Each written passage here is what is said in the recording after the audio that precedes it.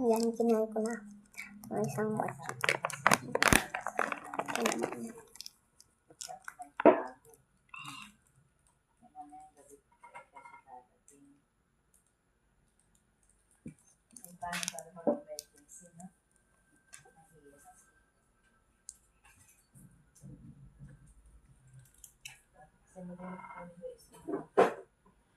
Mahirap pala.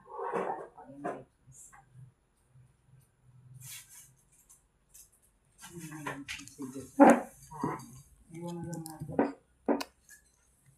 emergency,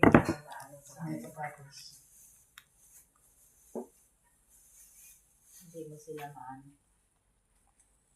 Hindi mo mabigla-biglang ano na.